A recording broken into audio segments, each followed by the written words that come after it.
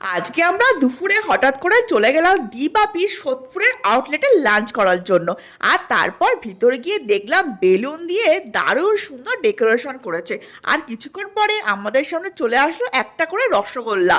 আর আমরা অবাক হলাম যে হঠাৎ করে রসগোল্লা কেন খাওয়াচ্ছে। তারপর ওখান থেকে জানতে পারলাম ওদের নাকি আজকে এই আউটলেটের ফার্স্ট অ্যানিভার্সারি, তো তাই জন্য রসগোল্লা দিচ্ছে। তবে আমার মনে হয় রসগোল্লাটা না খাইয়ে যদি কোনো আইটেমের উপর স্পেশাল ডিসকাউন্ট দিত তাহলে মনে হয় আমাদের কাস্টমাররা বেশি খুশি হতো, তাই না? তো যাই হোক, দেখতেই পাচ্ছ আমাদের সামনে খাওয়ারও চলে এসেছে। একদম আমরা অর্ডার করেছিলাম মহারাজার থালি। দিবাপি যদিও বিরিয়ানির জন্যই ফেমাস, তবু আমরা বিরিয়ানি তো অনেকবারই ট্রাই করেছিলাম, তাই ভাবলাম এবার ওদের নিউলি লঞ্চ এই বেঙ্গলি থালিটা ট্রাই করি। আর প্রথমে দেখতে পাই শুক্তো দিয়ে মেখে খেয়ে নিলাম, আর শুক্তোটাও করেছিল দারুণ টেস্টি। তারপর নিয়ে মুগ ডাল, সবজি দিয়ে মুগ ডাল, তার সাথে ঝুরঝুরে আলু ভাজা। এই কম্বিনেশনটা তো আমার জাস্ট ফাটাফাটি লাগে। এরপর দেখতেই পাচ্ছ চলে আসলো হচ্ছে কাতলা কালিয়া।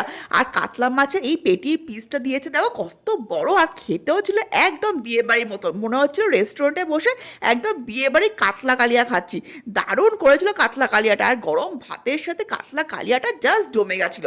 এরপর চলে আসো, দেখতেই পাচ্ছ কত বড় সাইজের একটা গলদা চিংড়ি। আর এই গলদা চিংড়ি মালাইকারিটাও খেতে করেছিল দারুণ। আর নর্মালি যেরকম আমরা মালাইকারি খেতে একটু মিষ্টি মিষ্টি থাকছে, একদমই সেরকম ছিল না।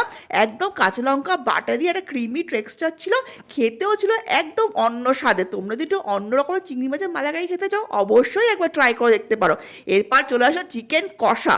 আর চিকেন কষাটাও করেছিল একদম ধাবা স্টাইলে, হালকা একটা স্মোকি ফ্লেভার আসছিল, আর খেতেও ছিল দারুণ। একদম অন্য রকমের চিকেন কষাটা খেলাম, যেরকম আমরা নর্মালি খেয়ে থাকি একদম সেরকম ছিল না। আমার তো দারুণ ভালো লাগছে, সেটাই আমি আমার বরকেও বলছিলাম।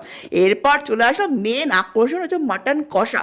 আর মাটন কষাও দেখতে দুটো রকমের পিস দিয়েছিল, একটা সলিড ছিল আর একটা হাড়ওয়ালা ছিল।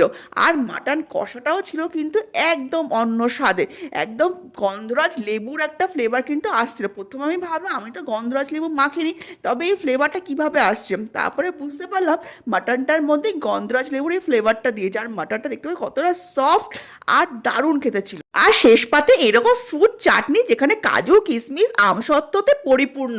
আর তার সাথে ছিল হচ্ছে জাফরানি রসগোল্লা, একদম জাফরানের ফ্লেভারের রসগোল্লা খেতেও ছিল দারুণ। এই মহারাজা থালির প্রত্যেকটা খাবারই ছিল জাস্ট ফাটাফাটি। তো তোমরা অবশ্যই এবার ট্রাই করে দেখতে পারো, আর কমেন্টসে জানিও তোমাদের কেমন লাগলো।